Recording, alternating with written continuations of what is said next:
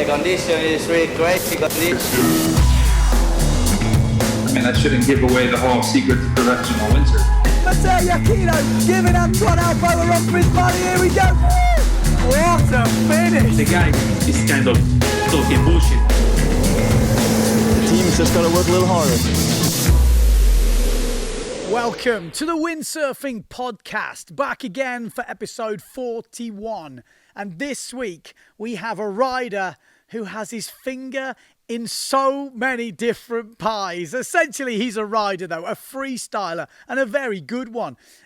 He definitely excelled at the tow-in freestyle, where he's been on the podium many times. He's got his own production company, and he's produced films for a lot of the PWA events, and he's actually doing the full tour now.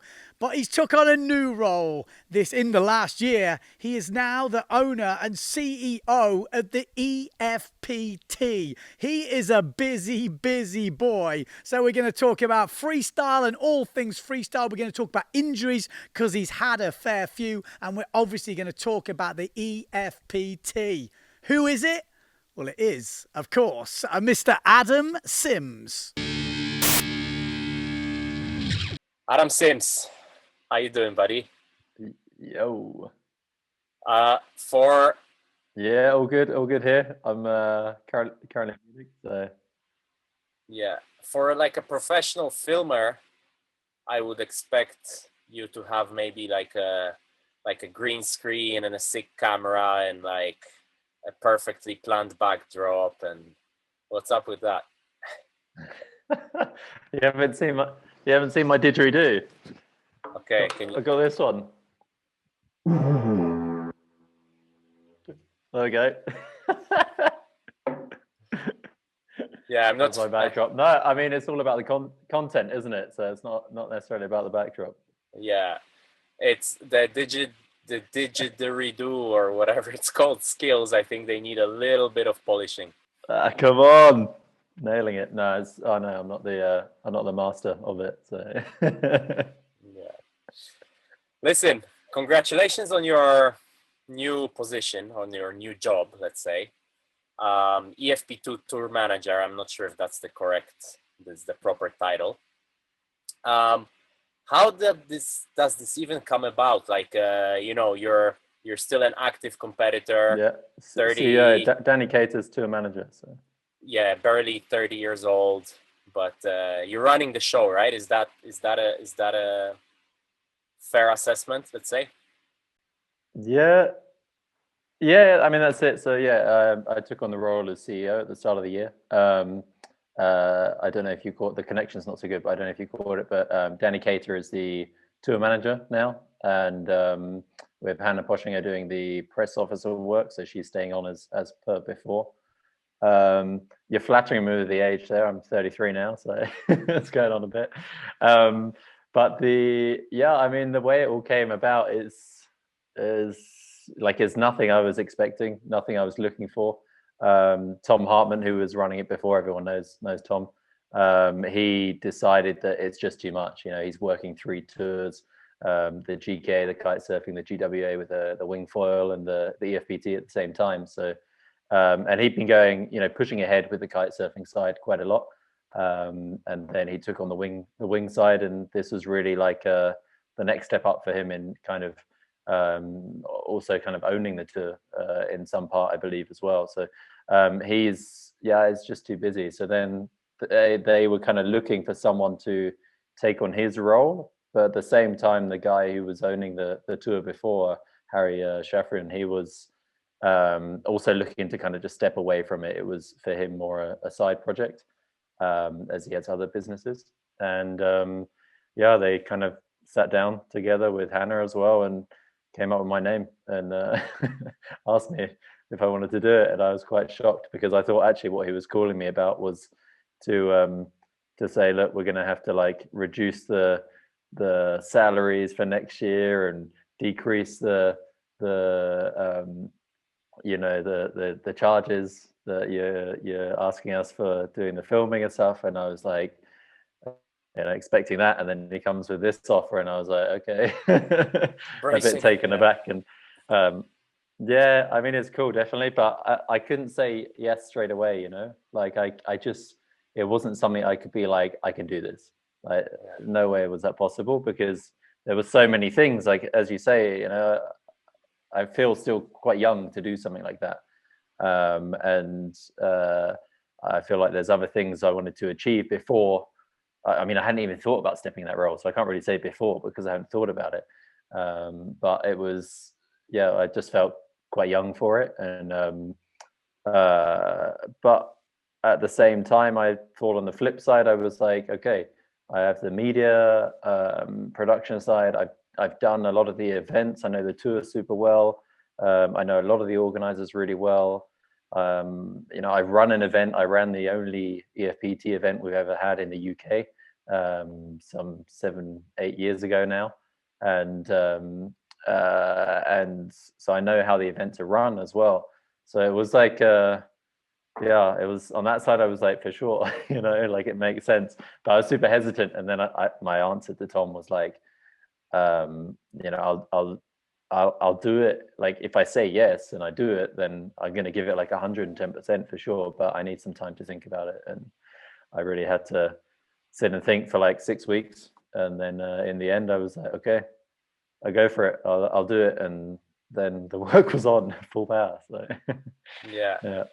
How much of a change is it like for your outlook for the sport? Like you go in and you look over Excel sheets, you look over things that maybe you weren't aware before or whatever. Like how different is it when you're a competitor?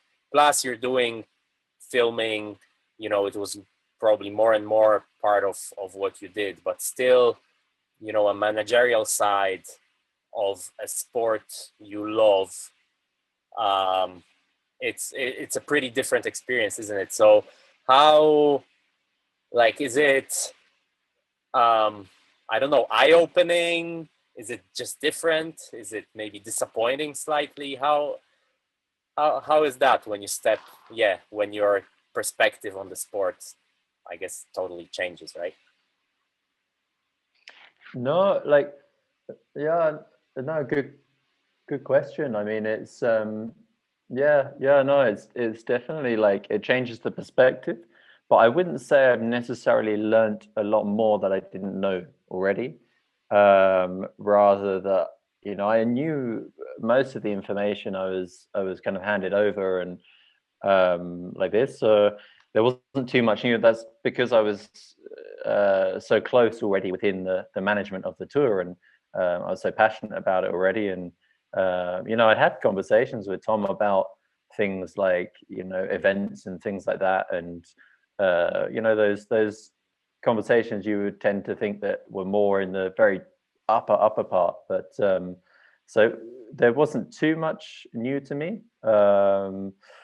But there was, yeah, as you say, like the Excel sheets, suddenly the workload, and the absolute utmost respect as well for what Tom was doing before, and equally so for what Rich Page does on the PWA. I mean, that was eye-opening. That was the most eye-opening part, because every year I've sat at these rider meetings, you know, on the EFPT, on the PWA. We've all sat there and we've been like, you know, we've thought like, okay, what do they do? And, you know, they're earning this and this and this. And sometimes, you know, I know on the PWA side, people have said like, okay, he's earning, you know, a pretty decent amount. For what? Why are we not getting this many events? And it's like, now I'm sat in that position of like speaking to event organizers, negotiating with them, especially during COVID times. I mean, it's crazy what we have to do now. You know, in comparison, it's like 3-4 times the workload because of all the COVID regulations we have to work around. But that's what opened my eyes the most, was suddenly the respect of the workload that these guys are actually doing behind the scenes, and you just don't see it. I mean, it's 24/7. What is it mostly? Is it just communication with the organizers, back and forths? You know, we have this issue, we have to iron out that, we have to, you know, you're missing 5,000 euros, how can we get it? You're missing whatever, you're missing live stream, how can we get that? No, I mean, usually, yeah. Yeah, definitely. Yeah, it's negotiations is definitely like a part of it. Is like it's a big part of it. You know, you're trying to. For me, I'm so passionate about getting the best for the competitors. You know, for the riders, and I want to make sure that they're getting like, you know, a decent prize money. They're getting extra things. You know, maybe free accommodation coming to the events, or we're finding ways to make the show that good for the organizer that they are going to be like, okay, we'll put down this extra prize money, and then that in turn helps the competitors, and back it helps the organizers. So that's definitely one side of it, is the negotiations, is trying to make the organizers see that it's an advantage to have X, Y, and Z, you know, and it brings this and that. Like, for example, a really good thing to talk about is the live stream. You know, I know live stream pretty well by now. I've run quite a few of them, and if you have a live stream, you also have the crew there already capable to capture all the content for TV and broadcast distribution. So the two go hand in hand, but an organizer may not see that, and they may think, oh, live stream is this massive extra cost, but a live stream can bring a really good quality TV broadcast material for distribution worldwide. And so the live stream might not get the figures that you would get through reaching TV, but it brings the crew there to do it. So if you have that crew there, why not pay 2 more people? And suddenly you have a full crew for live stream, and you have also the TV distribution stuff that you're putting out. So that's kind of an example of that. But yeah, I mean, about the eye-opening stuff, like the, you know, and what's actually going on is yeah, all these communications with the event organizers, a lot with the brands, you know, speaking a lot with them, and managing the team as well, the European tour. So we're having, you know, daily discussions between myself, Danny, Hannah. We have a new designer on the EFPT who's doing a lot of that content as well, you know, making the look and the image all nice. And then we also have Flo, who's doing all the website stuff. So we're also at the same time trying to develop a whole new website that's we hope to launch by the end of the year, which is going to be super kind of interactive for the competitors, for the brands, for the event organizers, where they can download content of themselves or of certain riders each day, like this, working on all the stats, and then negotiating about the live streams when you do that, and then organizing the live stream crews. I mean, the lists go on and on. So for people to put it in perspective, because live stream is something that for a windsurfing fan is a must to kind of watch the event, but as you said, maybe doesn't bring the numbers that TV and some YouTube stuff or whatever does, but it's pretty expensive, right? So put it in perspective, like, how much is it? Let's just straight up question. How much is a professional world-class live stream plus commentator, whatever? Of course, you don't have to, you know, tell me every cent, but just, you know, for the people to realize, what are we even? Yeah, I mean, it depends. If you're talking professional world-class live stream, then it's something different to what the PWA and EFPT, and I mean, most action water sports as well, they get live stream at a very, very, very heavily reduced rate to what you know, it should be. And with it, all the crew are being paid like quarter salaries to what they normally are. So I mean, live stream is not actually costly if you're already planning to have TV broadcast distribution, because you already need the extra crew to film that. So you maybe need suddenly a 4-man team. You need the guys doing the highlights and the daily stuff, and then you need like 2 people doing the TV interviews, and, you know, making sure they're getting that content together and sending out quickly, like really quick. As soon as you have those 4 people, you then only need 2 more people, and suddenly you can run a really, really good live stream. On top, you need the commentator, of course, but for the actual film and production crew who are doing all of that, then suddenly you can do all, like, the whole live stream. You just take 2 more people, and it's, you know, it's really not a lot more once you add it in. So it's not a huge amount live stream when you consider that if you use the crew effectively, then then you're not spending huge amounts more. So Yeah. Yeah. So straight away, like you start working, and what we see is like a calendar with like 9 events. So you off to a good start, or is it let's say, still like some last year's work that's been put in there, and are you like super proud of how the tour is looking right now?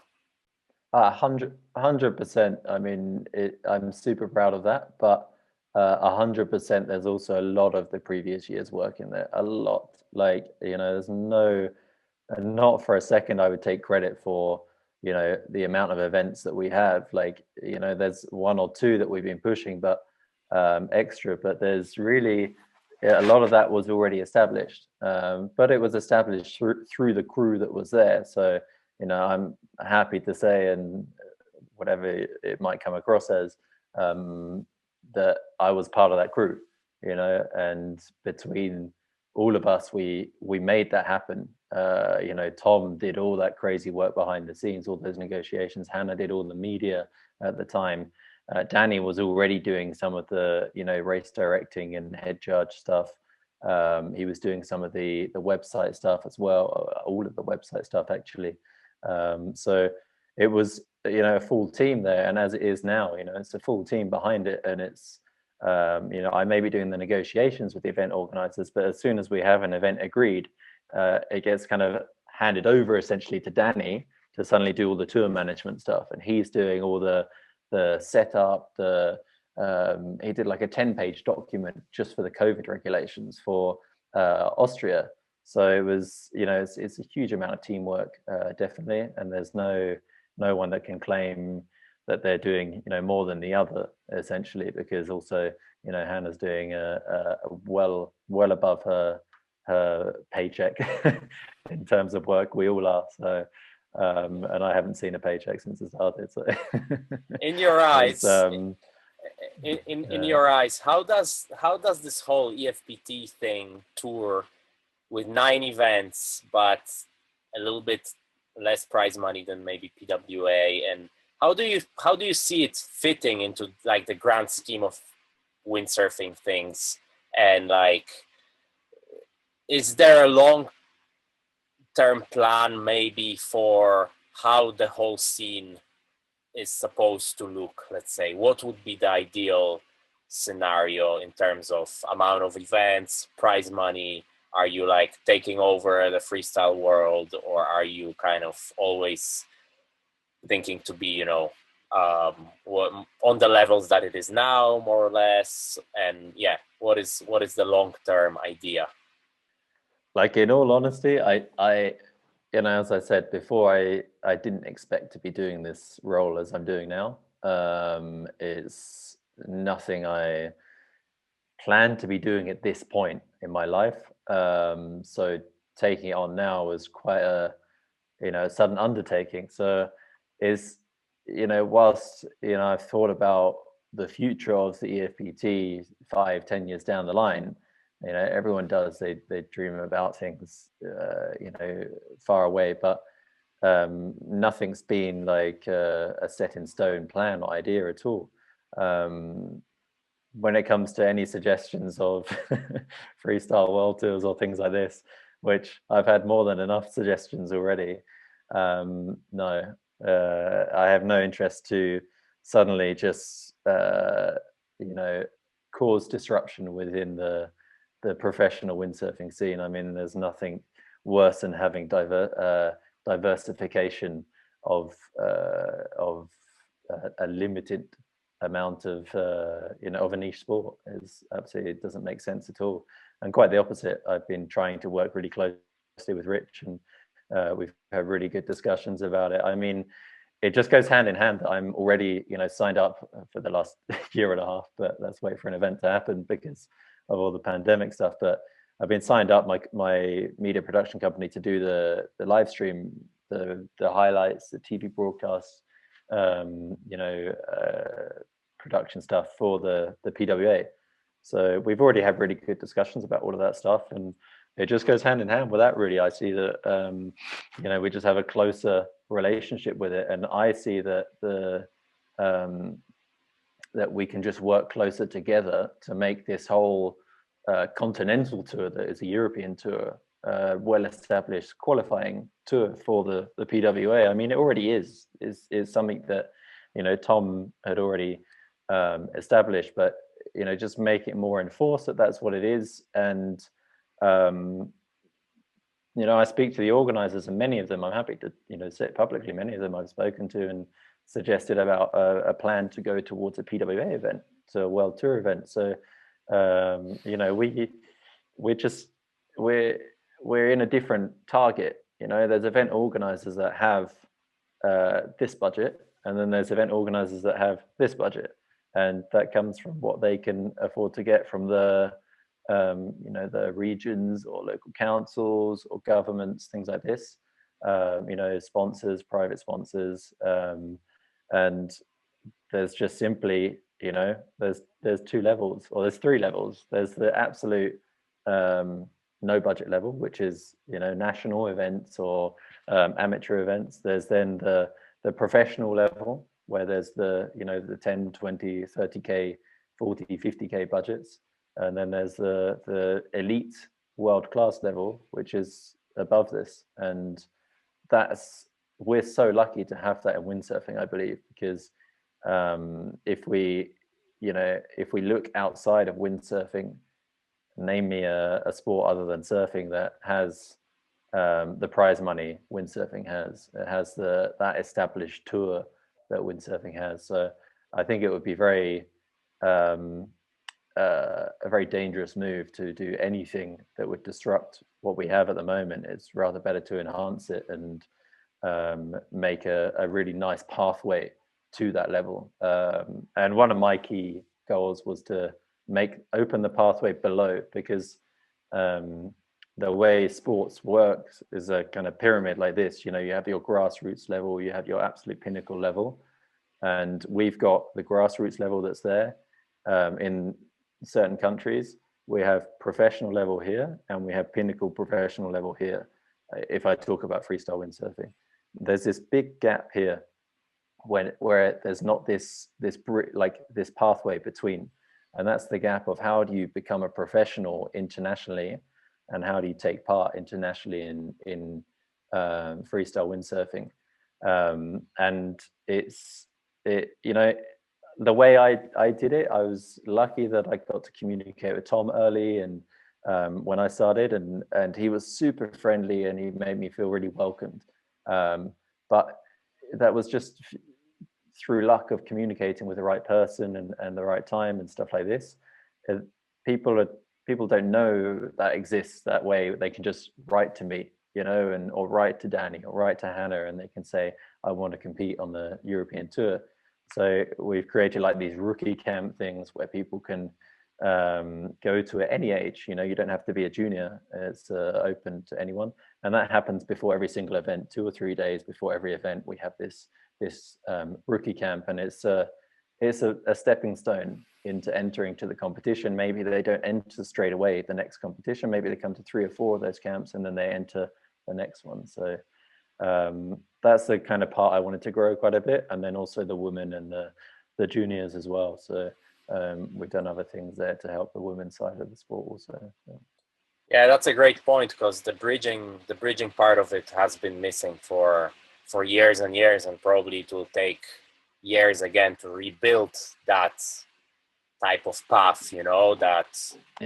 And in other disciplines, there is also some organizations, let's say, that are similar maybe to the EFPT in terms of budgets and sort of level, but that collaboration hasn't really happened with PWA, or the communication is not really going as good. Why do you think that is? Namely, there's the IWT in wave sailing, which it's kind of refuses. It is probably like lower level tour in terms of budgets, but maybe not in terms of locations. And then the IFCA in racing, which, you know, has some sort of a world title back from when it used to be production days. And, you know, there's this whole thing that, you know, they don't really want to accept that themselves as a feeder tour. And why do you think that is? And what would you, how, if you were the dictator, how would you manage to change that? Yeah, I mean, I think I have a good argument as to why for the IWT IFCA. I think the history is too long-standing for me to really have any kind of input there. I don't really know the history too far back, other than the fact that, you know, it's been a national or international governing body for as long as I can remember. You know, I was a sailor before all of this in laser sailing, and you know, I know ISAF, IFCA, all of these from a long time ago. So, which is actually partly one of the reasons why I think it also helped me feel more comfortable taking on the tour. But anyway, to go back to your question is, yeah, for the IWT, I mean, it was the AWT before, wasn't it? You know, there was, as far as I remember, there was no prize money, or it's €1,000 prize money at the events and things like this. It quickly changed from AWT to IWT, and I think it just looked as a, you know, it looked as it would be a competitor for the PWA. You know, it's straight up from the bat, it didn't really come across as a tour that was perhaps trying to set up more as a qualifying series for the PWA, rather to say, look, we can go to all these amazing locations. But of course you can, if you're not chasing, you know, 35 to 50,000 euros prize money, and then on top of the license fees, the crew costs that have to come, who are internationally recognized judges who have done all the qualifications and experience that the PWA have. So I think that's probably what happened with IWT. You know, it looked as a competitor rather than as something that wanted to work in streamline. As far as I know now, they've worked a lot closer to try and establish that and make it a lot more streamlined and more of a feeder towards the PWA. But I think, I mean, it's fair enough. The PWA has issues with all of the tours that are not PWA, because every single one is doing events with less prize money. Of course, also with the EFPT, I mean, it's not been plain sailing with the PWA and the EFPT in the past, and it can come across as a competitor, and it can come across also dangerous for the actual competitors competing, because you know, you can start losing professionalism within the sport if you don't hold a certain standard. And so I think it's important that we make sure we are a feeder for the World Tour, and we set an example for other continents. You know, I straight out spoke to people from other continents. I spoke to someone from Japan, I spoke to a guy from the States, you know, to try and see what's possible. A guy from Australia, to try and see if they have any chance of running even one event on their continent, not a EFPT event, an actual, you know, American one, or a Asian one, or you know, Eurasia or something like this. So it's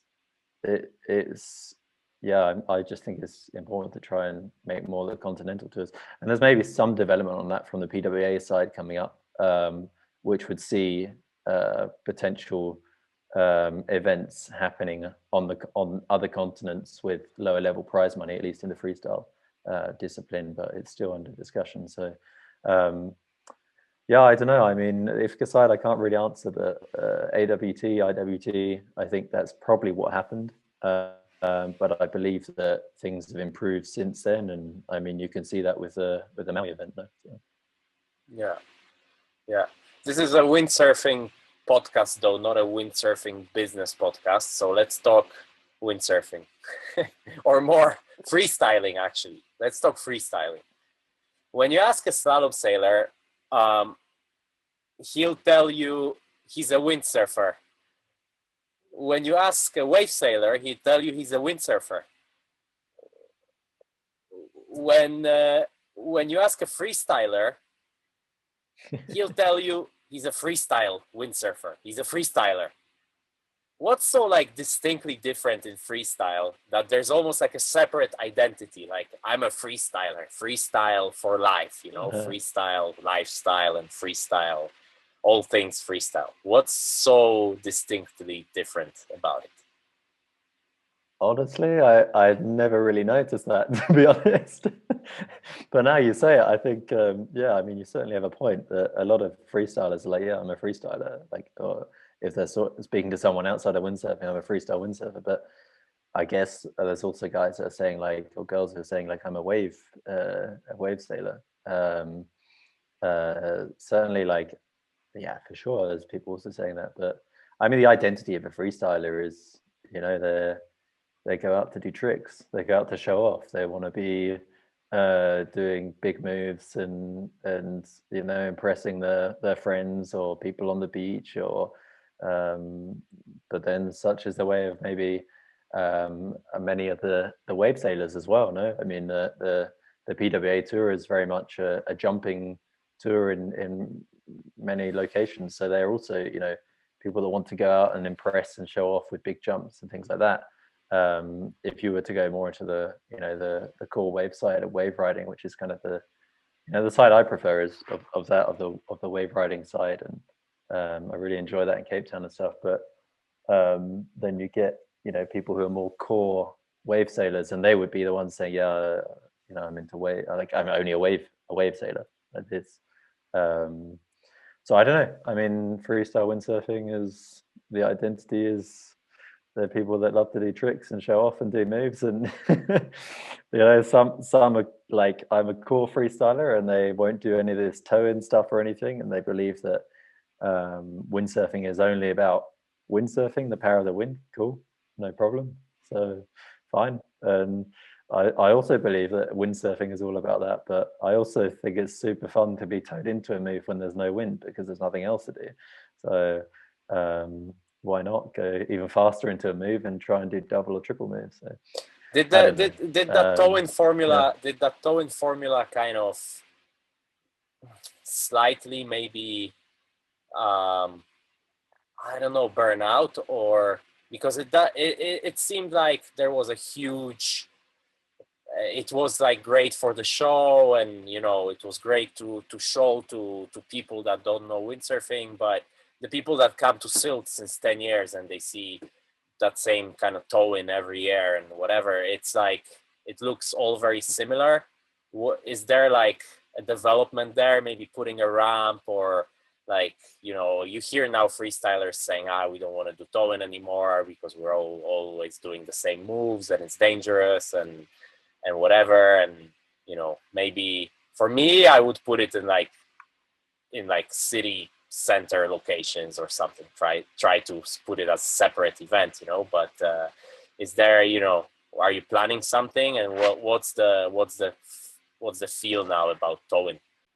Yeah, I mean, it's a super good point. It's getting quite samey. Let's be honest. I mean, we all know it as, you know, there's certain moves that are doing well in it, and certain moves that are just too high risk to go for it in competition, because, you know, the chance of landing them is lower. So, but if you do, you win. So there's the double air culo is the perfect one. You know, you do a double air culo and your chances of winning are you know, massive. So or at least getting on the podium, you're for sure there. So it is definitely samey, yeah. And there's also things being developed. It won't happen this year, but to try and change it a little bit.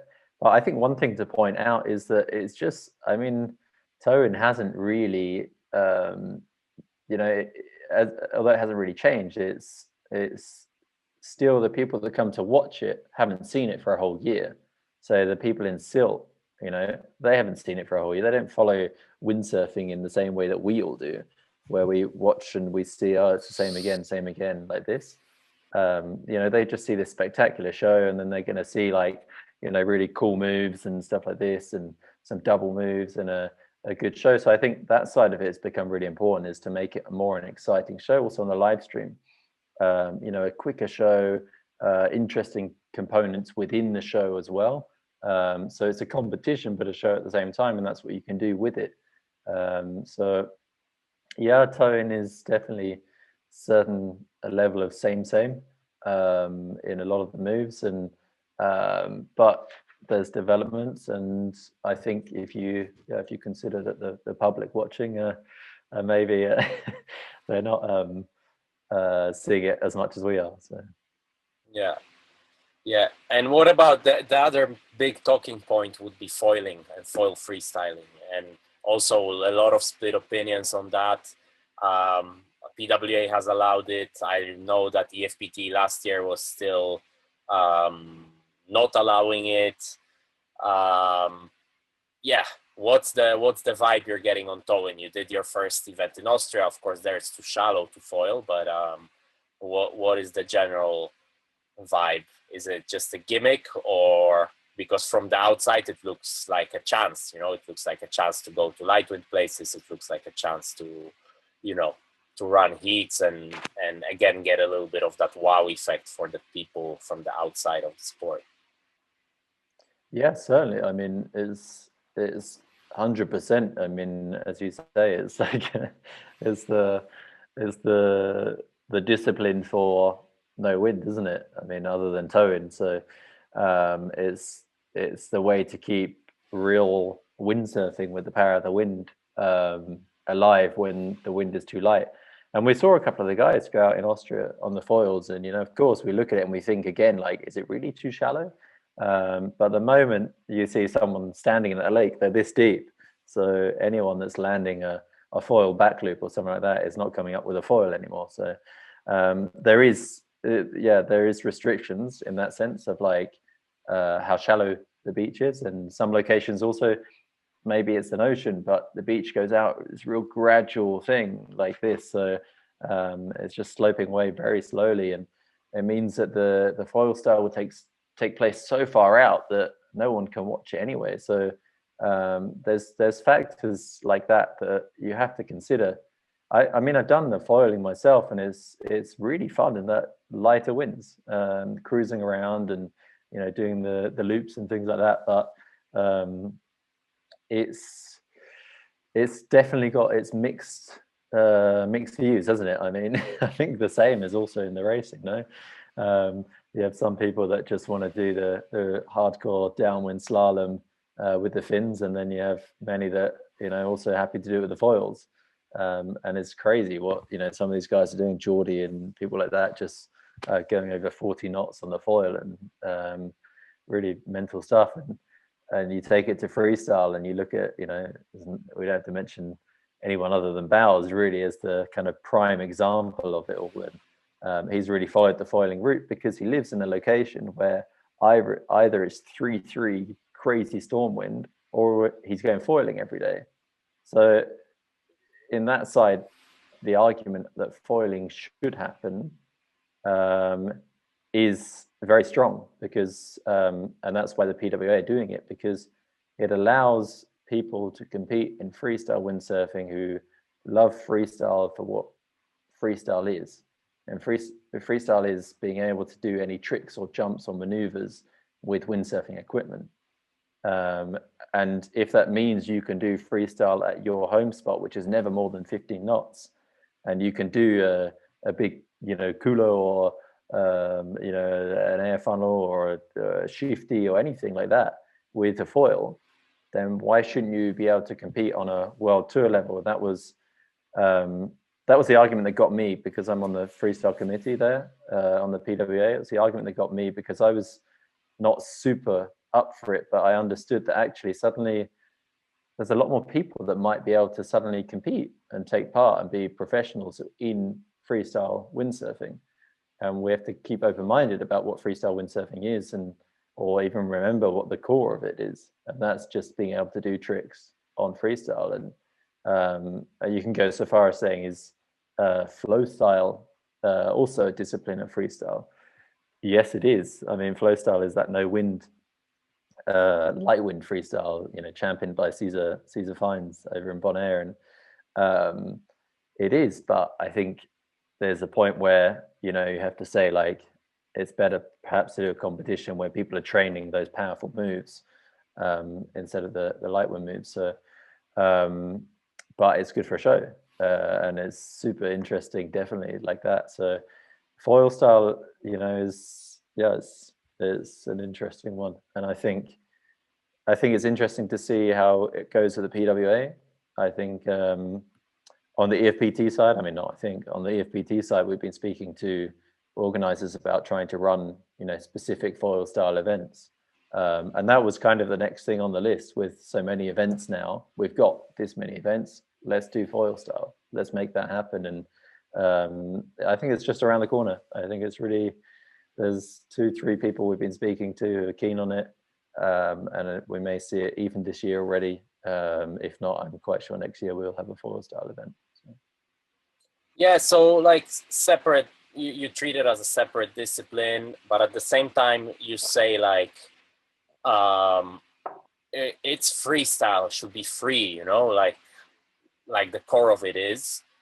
And freestyle has gotten a lot more specific in terms of, there's judging criteria that are very specific in terms of you have, like categories of moves, power moves, sliding moves, jumping moves, all sorts of different criteria. And from an outside point of view, when I look back when freestyle was the biggest, it was not as specific.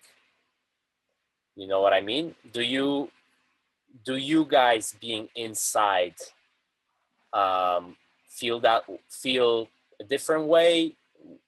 Why do you think maybe right now it's taking, a little bit of a backseat the last couple years compared to maybe where it was 15 years ago or something like this, Yeah, I mean, I'd argue against that, to be honest, like against the core of that question. This year, I mean, we had event organizers keen to the point that we had something in the tune of about 120,000 euros prize money. I don't think the European Tour has had that in the past. I think it had 110 or 15,000.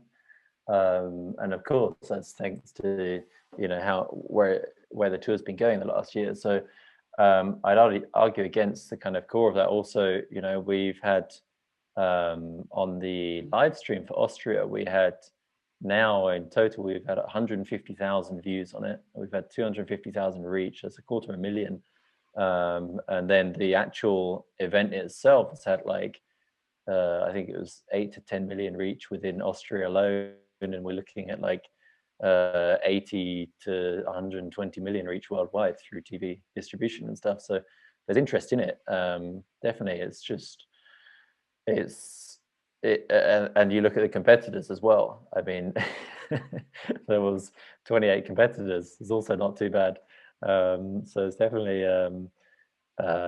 interesting. I think the formats, as you say, there's definitely changed. So it's maybe a little bit harder to follow, and we're streamlining that and working out how to keep freestyle still free and stylish. Is for me one of the most core things about freestyle is your style is an element of how you do freestyle.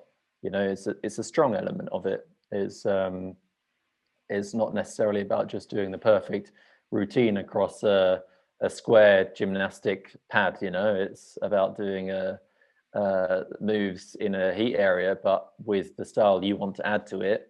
And technical difficulty, of course, is something. You're going to go for bigger moves, but if you can do certain moves super stylish, they should be rewarded. So we're looking at those kind of aspects. But I think in the past, as you said, it was overall impression, the way it was judged. And so you had people like Kirito doing 40-something moves in a heat, and the judges were just unable to keep up with it. So the way it's changed and developed has been basically in the interest of fairness of competition. which is, you only have to go to look at the Olympics to see that fairness of competition is the utmost important thing about competition. So to be able to give the judges the chance to actually write down the moves and give them a score is probably the most important thing.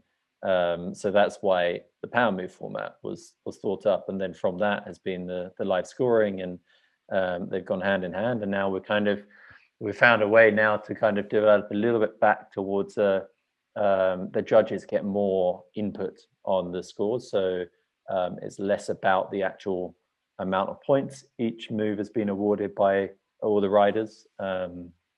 It's actually a higher percentage now is given back to the judges. So it gives, again, more an impression from what the judges think looks good, how well the moves are done and executed, and then an element is also, of course, the score of that move on the live score system. So yeah, I think it takes maybe a little bit of time. I mean, if you say the last couple of years, I think everything's gone down in the last couple of years for any sport. So it's not been the best. But if you go back a couple of years beyond that, then I think it was actually freestyle was picking up again. And it's just been a real shame for that discipline and also for any sport, the last couple of years.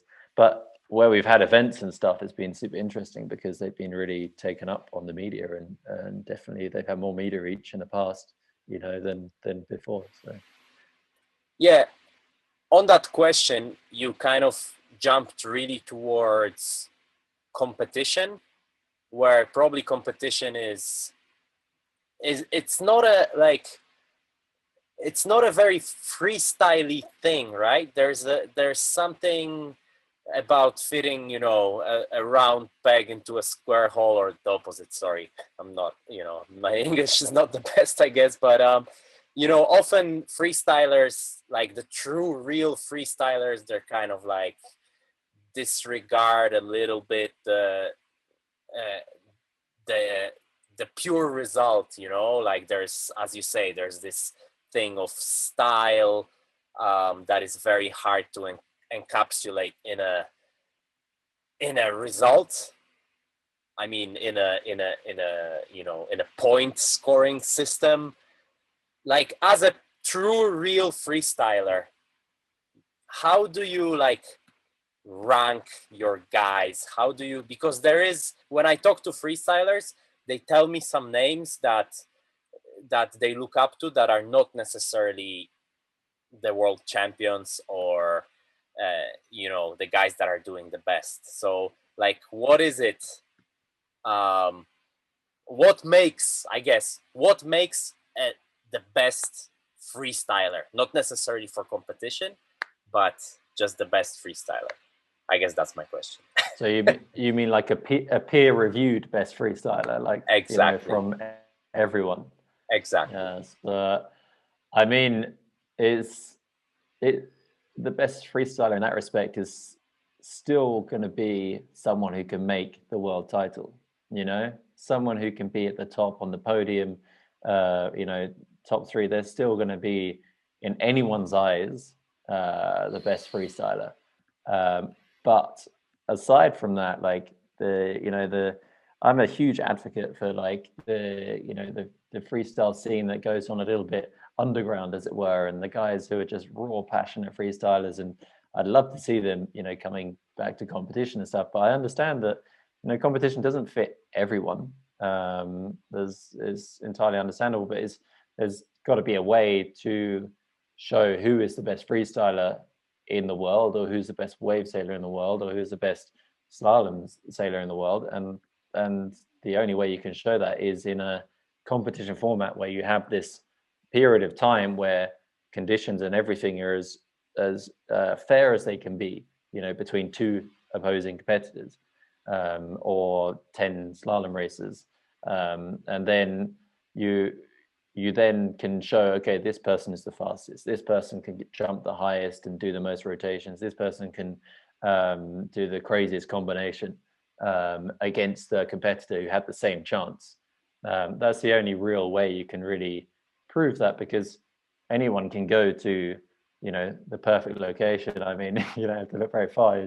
I can look in my camera here and go to the perfect location and do all level of combinations. But when it comes to a competition heat, it takes something else. And I think everyone, even those raw sort of freestylers, they really respect the guys that can do super well at the top of competition, because in the end, the best shine through always. And they can perform in any conditions at any time. They understand how to do all the best moves. They're so consistent at them that they can pull out any moves that they need to do, and then they can do it under pressure. So if you take out competition and you put just a sailing area somewhere like Brazil with a lot of people watching, and it's not competition, those people who are winning in competition will still be doing the best, sickest moves consistently and landing them and like that. So competition makes sense, but huge advocate also for the fact that there's a side of windsurfing where go to the sickest, best location, do the sickest move, and that's where I feel alive. I really feel stoked to be able to do crazy moves in perfect conditions. Why not? So I'm really keen to see competition move to a point where we can have maybe 1 or 2 locations that are these dream stops, and see where we can develop from there. So I think we have some really cool locations on the tour at the moment, and some are dream stop locations, definitely. So I mean, there's not really, I can't really think of one where it's like it's not a good freestyle location, because freestyle now is in the air, so everyone loves these little ramps and kickers, and chop is what gives that. So having that control in the chop. But I think these kind of perfect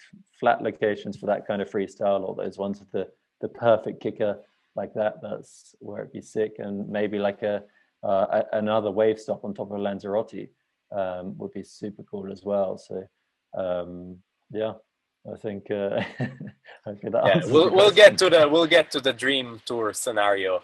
But you mentioned that you feel alive going for like the best move in the best location, and that's what really drives you. And you've done that. You've done filming, a ton of filming, to the point where you set up your film production company. Now you're running the EFPT tour as a CEO. It's probably too late now, but were you never tempted to just like throw all the extra things away and just like, okay, grind it out? Because I remember you always running around with the camera, always doing it, and just like put in the work and fucking just live and die by your results. And like the classic way of like the tour groveler, like that never appeared to you as something like attractive, I guess. What, to push for the results and stuff like that? Leave everything aside, just see what I can do in terms of results, Yeah, I don't know. I mean, it's a good question.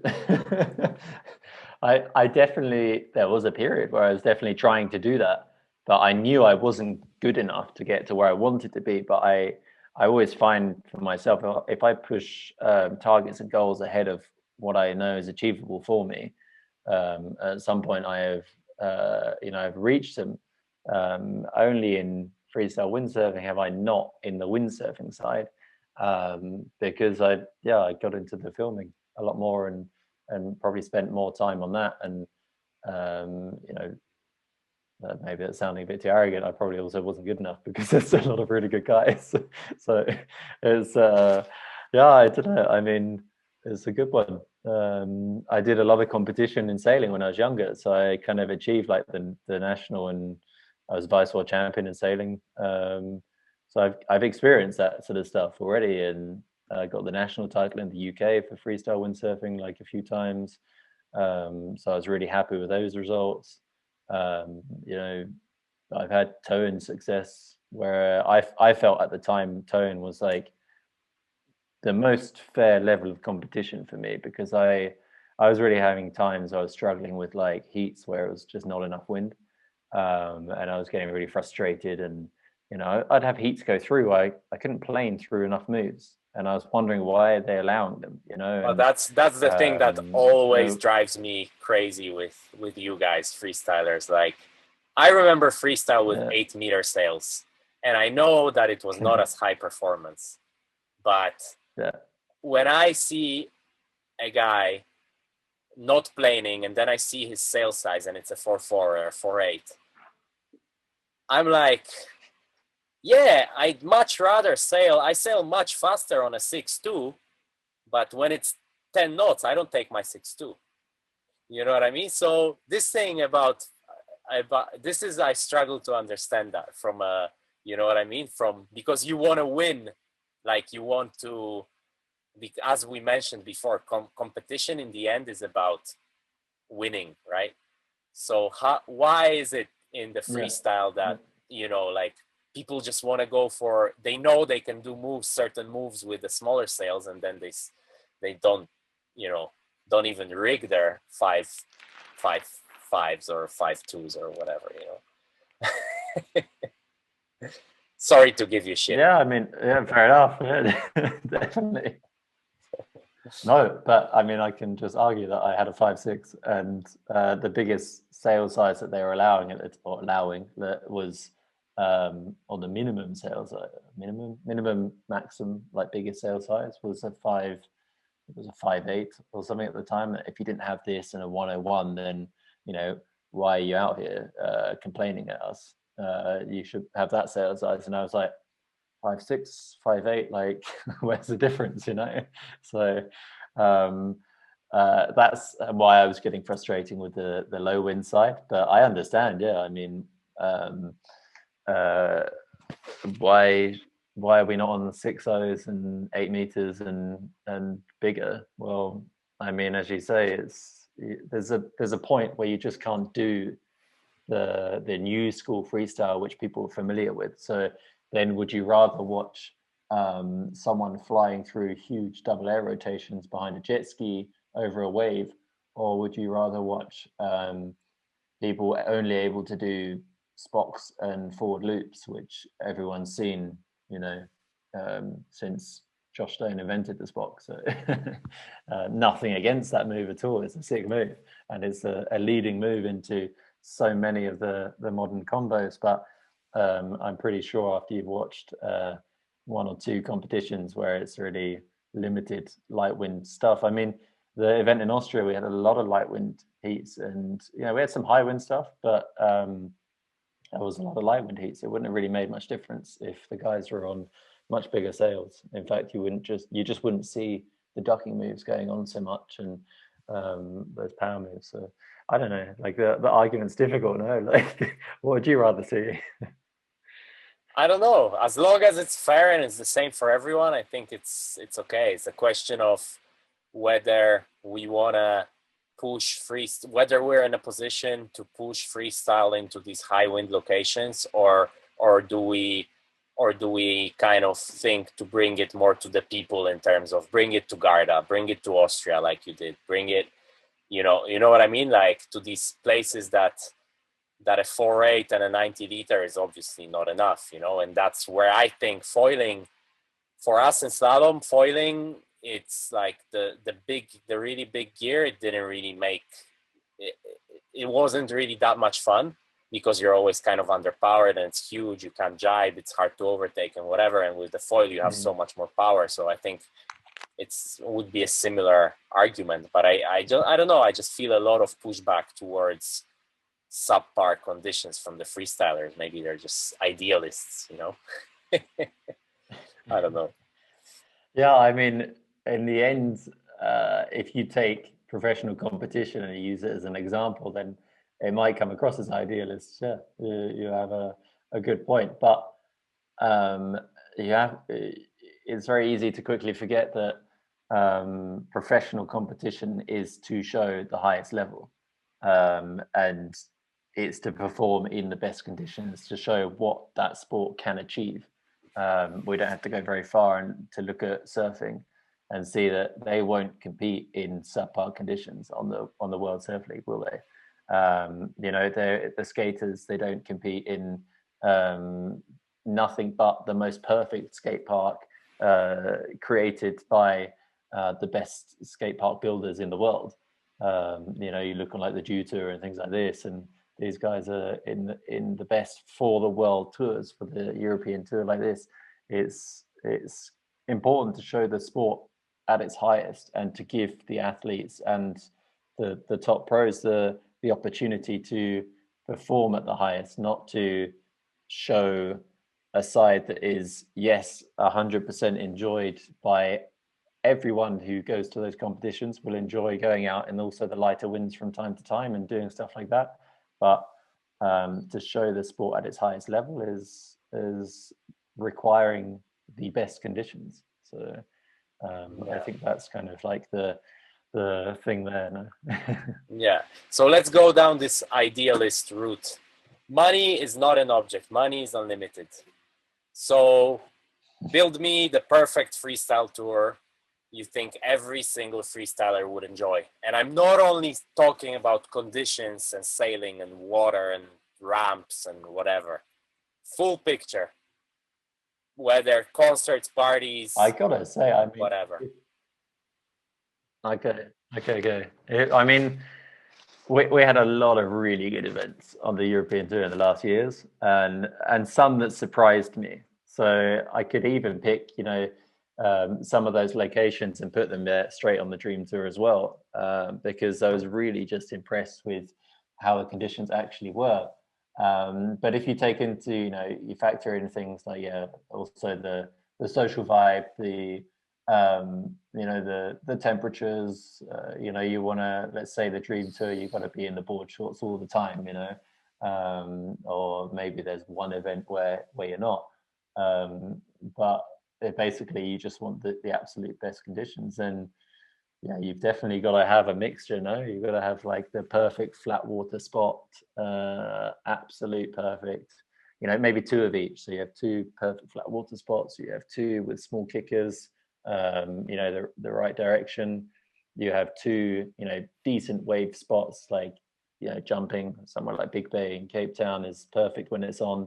And then you would have two, like, kind of the lakey style of chop, but bigger lake chop. So you can kind of get those upwind power moves with a lot of lift and things like that. Because a lot of the guys, girls, they've trained in these lakes and they've got really good at seeing that chop and just firing crazy moves off them. So I think you definitely have to keep in some of those locations, because it can be super impressive.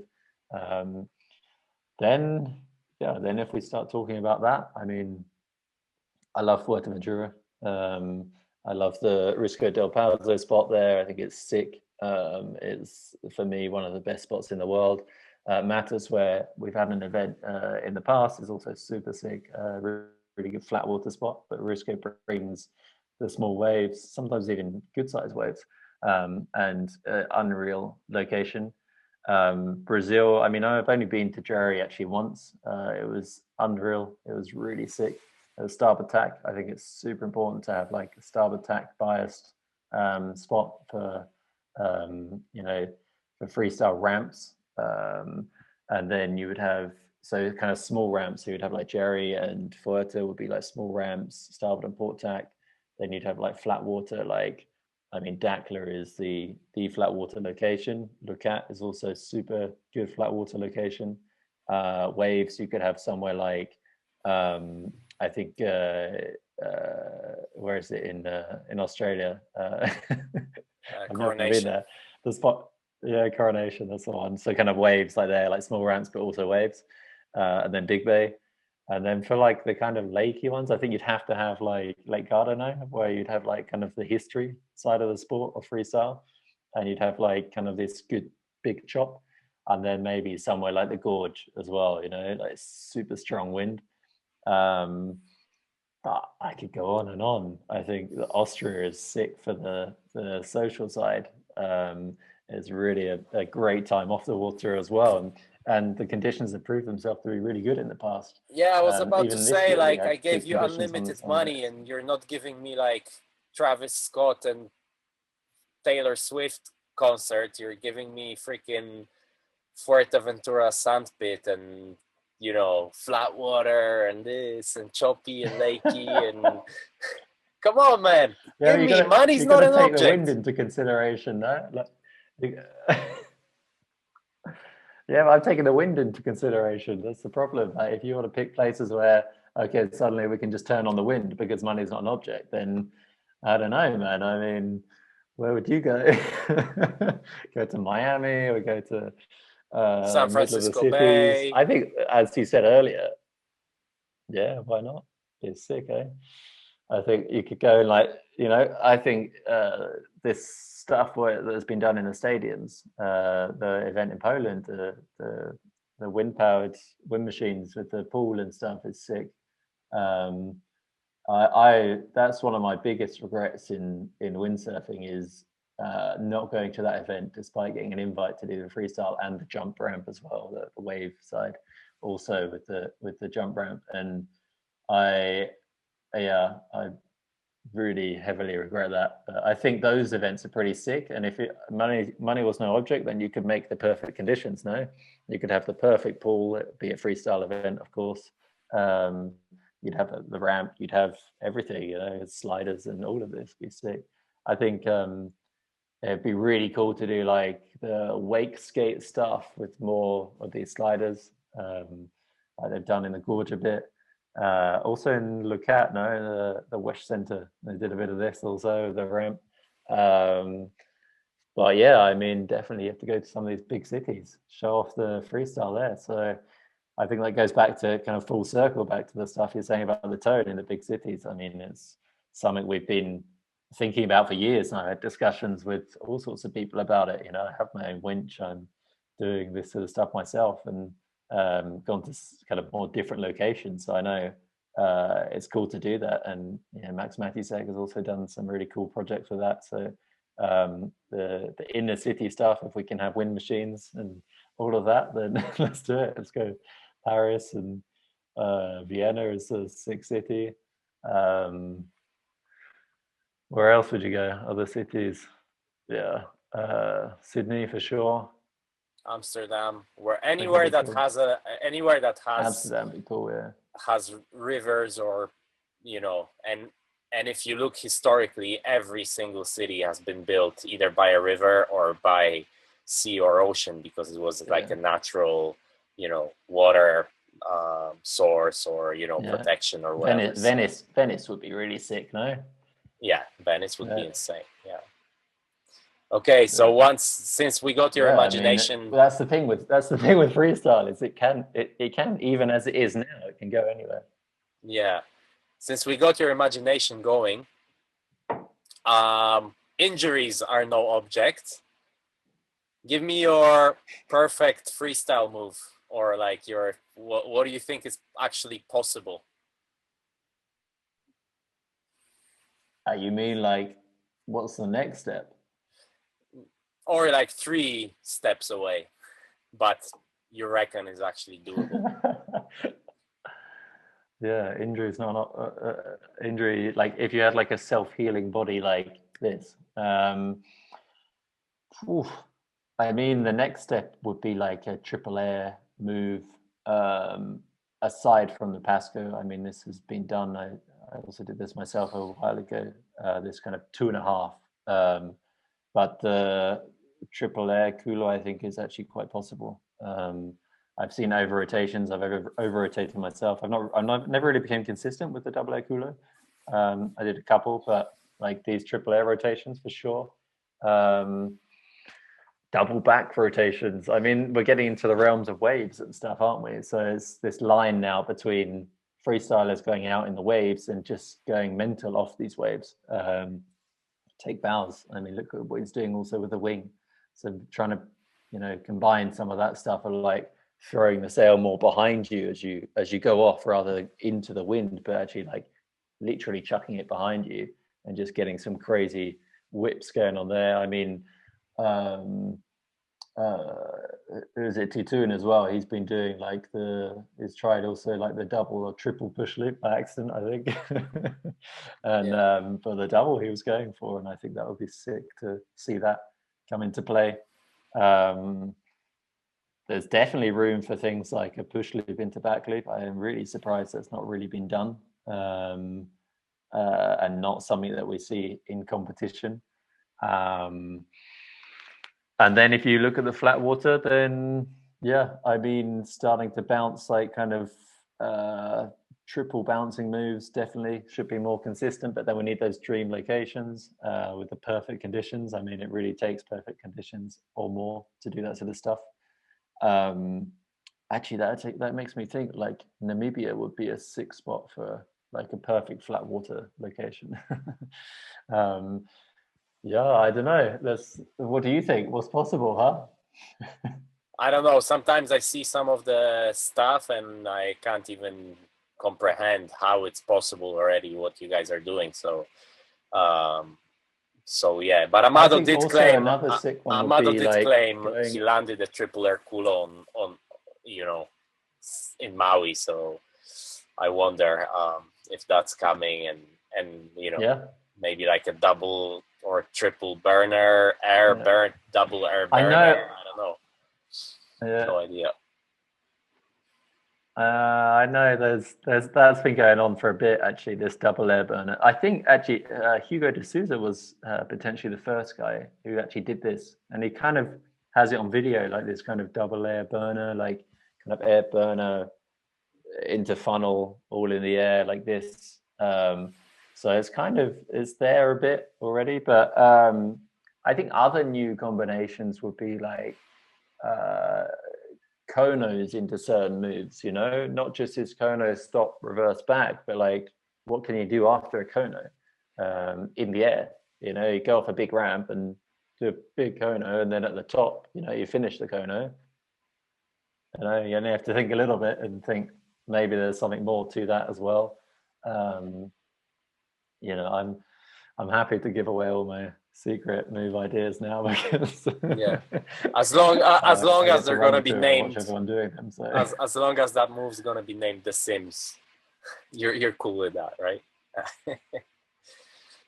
But yeah, I'll say it was on the Windsurfing.TV podcast. You remember? Yeah, bring it up. Yeah. But I mean, I'm at a point where, because I've had the spinal surgery and stuff a while ago, I maybe have to take a little bit more care. Yeah, what happened there? Because it was pretty gnarly, like in terms of potential, what could have been, let's say. Consequences, yeah. I mean, the consequences were quite severe. And it only became really kind of apparent to me when the doctor told me, like, basically you need to have the surgery right away. And I was like, what do you mean right away? Like in the next couple of weeks? He's like, no, tomorrow. It's like, tomorrow? And then he's like, no, actually now. But it's not possible. Maybe we can get you in tomorrow. And I was like, what? That's crazy. And in the end, it was 3 days later that we managed to do it. And he said, between now and then, you basically just lay in bed. Don't move around. Don't move your head too much. It was quite. The consequences would have been. How did you do it? Do you even know like exactly how you did it, or is it just? There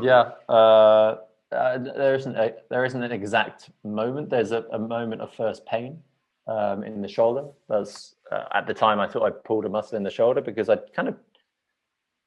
Well, actually, now maybe I even did it earlier because I kind of had this pain in my shoulder. It was when Ben was filming Bowles and I out for this last session of the season. It was like 50 knots in front of Doodles in Cape Town, and doing these push loops and huge back loops. And there was just like after about 40 minutes, I was like, boy, this shoulder pain is getting really bad. And I came in and so I was pulling my gear up the beach. It was even worse, and it got quickly worse.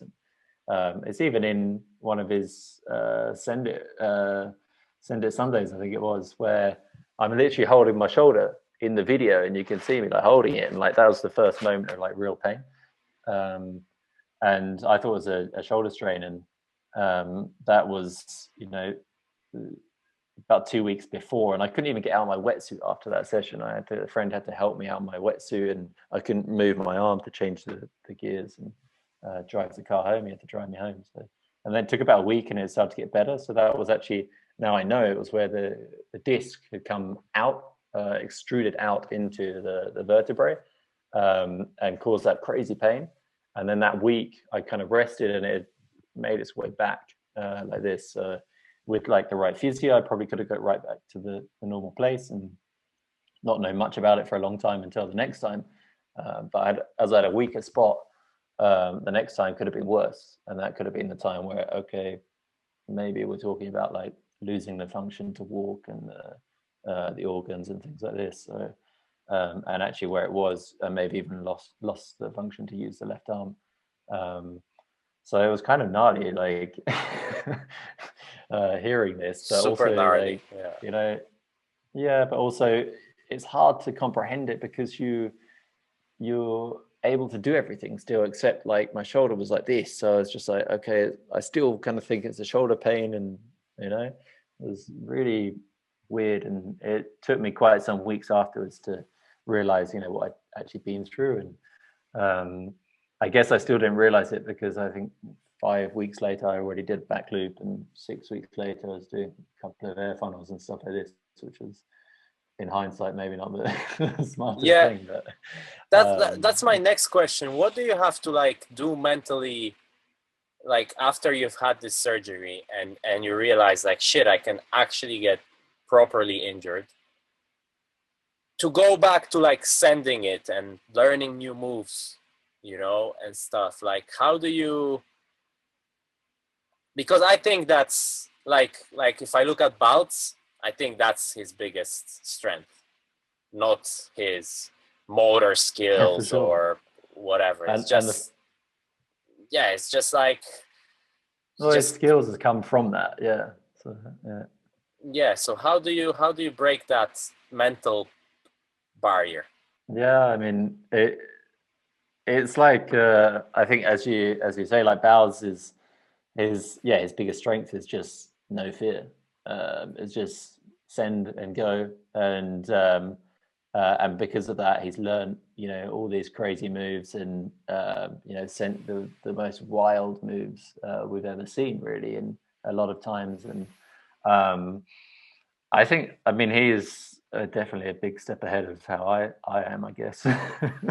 But and also the fact that his body doesn't seem to break quite so easily, so he's winning there. But I don't know, I think you have a certain skill level, and I got to this skill level and I'm like, well, I can do those moves, like in perfect conditions. I'll definitely land that move. It doesn't matter how I am, like I know I'll be able to do it. So then you get in that situation, you're like, okay, I can definitely land that move well. Or maybe I just go for this one, and then it's, I did that. Okay, maybe I just go for this one, and then suddenly you're like doing things that maybe you shouldn't be going for. And I don't know. I also have trust and faith in the surgery in the modern times and stuff like this, and what I've been put through. So, I mean, I studied sports science. I know about the body and its abilities and the muscles and stuff, and I know the surgery I had and what it does. And I don't have a muscle weakness. My muscles are strong. I just have a replacement of one of the discs, and actually a lot of people have had this. I just have quite a new way of doing it, which is putting in this small piece of Lego between the spine, and then the spine is under so much pressure it just holds it in place. And just to be sure, the doctor used an experimental injection into the spine inside this small Lego piece as a hole, and he injected in that like a liquid that has only been used in like 10 other people to make the bone grow together there as well. And so I kind of had a lot of faith in all of this and understood that it was an injury that was not so much about the muscles, and it was more through repetitive. It's a RSI, it's a repetitive strain injury essentially. And some people get it from sitting at their office like this on the desk on the computer all the time. and I get it from doing multiple whiplashes and more whiplashes. So, and that will be a testament to too many spock rail grab crashes and forward loops where you just over rotate a tiny bit, or I think that was mainly the reason. And now I toned that side down a bit, so I just stick to the moves I know more, and then I push those moves more. And the ones where I know when I crash, I'm crashing in the right way. Adam, this sounds so gnarly. I want to move on, man. When you said about the Lego and this and that, it's just like imagining, almost feeling my neck aching. You know, like I'm gonna try and find it. Yeah. So let's move on to our quick / slow fire questions to end our show. You were actually worried I'm gonna be harsh on you. I think I was quite friendly, wasn't I? I'm a friendly guy, man. I get a bad rep. Anyway, yeah. I'll see how the heat goes on the race course. I've seen it up close, so I know how it is. Yeah, my drone's seen it even closer. I remember you coming in telling me maybe you can go a little bit further away with the drone. I was like, yeah, you were trying to film my pimple in the middle of my shoulder, like your drone. I think I could grab it if I tried hard enough. So yeah, good skills, definitely good skills. Got a good shot of you winning in Denmark there, huh? Yes. Thanks for that. So Adam Sims, what are your pet peeves? Don't know. What are my pet peeves? I don't really have any. Like, nothing bothers me too much, you know. I think I don't know. No, I'm not too bothered by too much, you know. Like, if something bothers me, I'll just be like, well, whatever. Well, sounds like something I would like to have. How many times a day do you pee your wetsuit? I don't anymore. I stopped doing that. I used to do it all the time when I was a kid. I even peed in my own dry suit. And I can tell you, once you peed in your dry suit a couple of times, you don't do it anymore. And in the wetsuit, I stopped that after. Yeah, I think after I stopped sailing, I was like, yeah, I don't do it anymore. Liar. Guilty pleasure.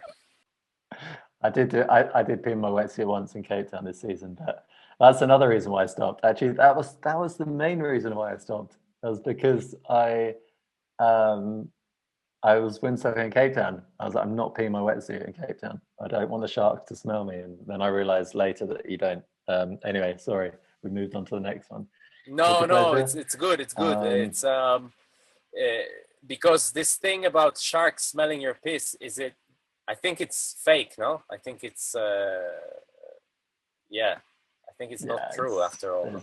They've done tests with it. There's been quite a few tests with it, and as not really very well proven. So in fact, it's fairly disproven. About the guilty pleasure, chocolate ice cream, love it.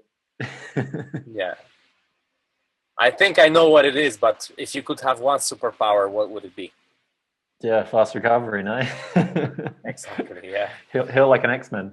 Yeah, definitely. Your top 5 windsurfers of all time. Levi Silva, love him.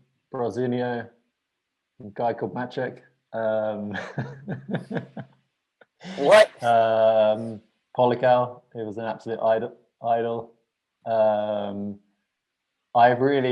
Brian Talma, I absolutely loved him. I met him for the first time ever in the London Boat Show, and actually I wasn't really into, I'd only just got into windsurfing and only just heard about freestyle, and I just bumped into Brian Talma between all the stands in the London Boat Show, and I was so stoked to meet him because he had this crazy Caribbean vibe about him. He was so stoked. Action. And yeah, exactly. And I'd spent a lot of time growing up in the Caribbean. I grew up on a boat for a couple of years, and so it reminded me of these times, and it just made me it sold windsurfing to me. I met him and I was like, I want some of the action. And then the fourth one, let's take someone more recent.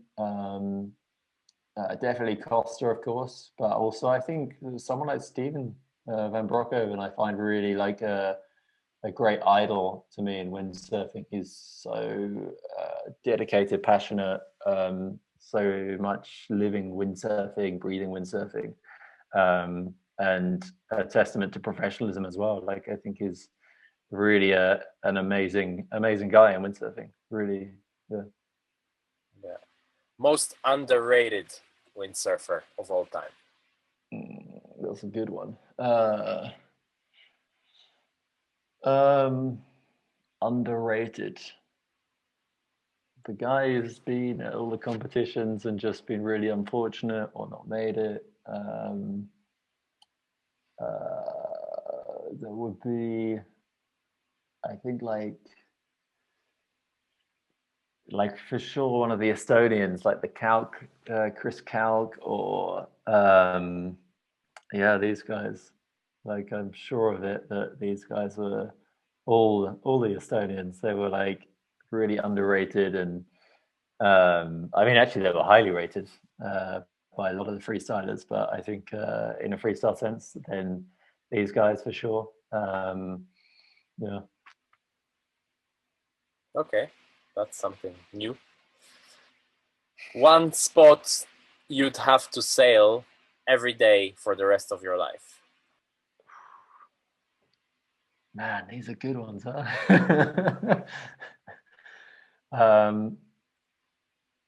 I give you two because one is for me just the location I love sailing every day, and it's Risco in Fuerteventura. It's perfect on its day. It's unreal, and it has a lot. That's the thing. Risco has a lot of days where on its day it's good, and it is just so many days like that. And when it gets waves, man, that place is unreal. Like it's absolutely unreal. Everyone's seen like Skeleton Bay, no? And Risco can just be like this, just firing waves. It's so sick. But it's a desert island, isn't it? So it's not so much on the social side. So then the other side would be Big Bay. Like Big Bay, I love it. It's sick. It's a really cool spot. It's super good for jumping, fun for wave riding, really nice vibe off the water. Actually, no, well, there's one above them all, Mauritius. Mauritius, I could sail every single day, just there, just straight out, little reef for the jumping, the big freestyle moves, and then One Eye is the dream. One Eye is unreal, man. It's really the sickest wave I've ever ridden, and just unbelievable. When you do an aerial and you're just flying over this reef, looking down, it's yeah. Sketchy. What's the furthest you ever traveled specifically to see a girl?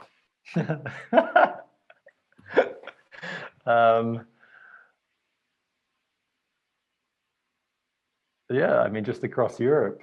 I flew from London to Italy and then drove across Italy to Austria. Yeah. A little 15-hour trip. Not too bad. Yeah. I mean, yeah, I think that was probably the longest travel specifically.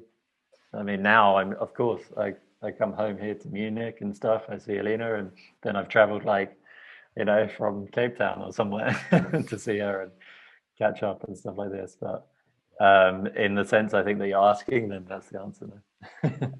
Who's your worst competitor? Worst? How do you mean worst?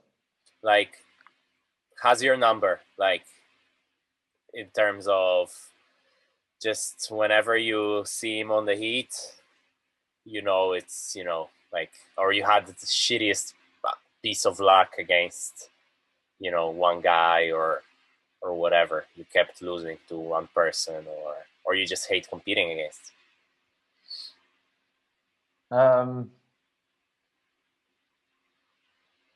I don't know. I think Nick Hibbage and I have had we had a bit of beef in the past, and I think now it's kind of fine. But we we were definitely quite like we got along so well in the beginning, and then like we had this little bit of, I think, rivalry going on, you know, and we really tried to show that on the water.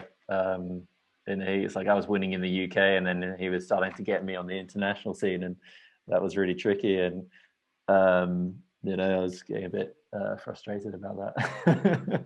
So I think in that sense, but now like I have no beef on anything or like anyone like that. So it was, you know, it was probably that for a while, but now it's this.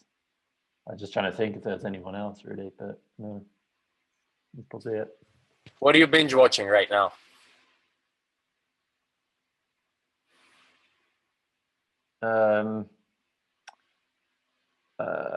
I'm binge watching van tutorials on YouTube like crazy, man. Like how to, like really like crazy, how to build up a van. We're getting a new van next week, and I'm trying to get all the. I want to do it once and do it right, you know. So you just don't have to do anything again for 10 years or more. And Forget about everything from solar panels to lithium-ion batteries and fast chargers, and fuck, man, it's crazy. Yeah. Forget about it. I'm just sitting in mine, and I can tell you it's almost a blessing that the guys that were doing it ran out of time and I had to leave, and it's like halfway done, because you notice little things. Oh, this could be a little bit better here. Let's change this. Like the heating, I have only kind of in the living room. I need also, you know, one on the bed. Whatever, certain things like ventilation, how it's run and whatever. And once you do it, you're not going to want to touch it. While if you do it step by step, you kind of gonna want to, you know, play with it a little bit more, and you have some room to play. So yeah, I know what you mean. Yeah, I know. I think you just need to dive in and start getting bits and just building it. So like I've been watching way too many, and then it makes you indecisive about like, should I get that or this or this or that? Like it's really tricky. But we've been like with Alina, we've been like fine tuning it, and you know, we've actually brought a few things now. I literally just before that's why I was spinning this around, spinning my credit card around, because just before I literally just brought what did I just get? Like a battery, like a big lithium-ion battery for the van. And it was a decision, like, do you get this expensive battery that's like nearly €1,000, or do you get like some of the older type batteries? And then I'm watching like 50 YouTube videos about which battery to get and stuff like that. So now we're really excited. We're going to document it all. We're going to do the whole van life thing, and you know, like go properly on trips and stuff again. And yeah, looking forward to it. Yeah, it's cool. It's really cool. You get $1 million in cash and you need to spend it in 24 hours. What do you get? I'd make the dream tour happen in freestyle windsurfing, and I'm sure there'd be some left over for the waves and the slalom as well. For $1 million, man, I want my you know, my concerts and my freaking, you know. Yeah, but I'm stoked, man. I the screwdriver. You heard the screwdriver girls idea? Quite sexist, no? And not very 2021. But there was the idea that like they used to have grid girls in Formula One and MotoGP, that the top 16 would get screwdriver girls. So, you know, like on the beach, you would wait with the isotonic and the screwdriver and your hat and whatever, you know. Yeah. So yeah, that's what you want. No, man, I'm happy. No, I'm just throwing it out there. You know, you're the CEO of the tour, so I'm just throwing ideas out there. You know, you want them on and of the course, tour. the girls would get screwdriver guys too. You want him to wear a G-string? Let him wear a G-string. You know. Yeah. That's it. CEO with $1 million cash. Let's make it happen. Yeah. No, man, I'm pretty happy with all of that. So I would just make a really sick dream tour happen. Obviously, a little bit left over to get a small sailing boat or something would be super nice, and have that set up somewhere, and you know, sail to the events. Be perfect. So Something like Yeah. that'd be cool. Sail to Austria. Yeah. Yeah, maybe not this one. But you get to Costa Brava if he has the Canaries. Yeah. We have a bit of delay, and I thought you were not laughing at my joke. I was like, "Fuck, that joke was really bad." But I guess it's just. Dude, if you missed it, I was on the floor.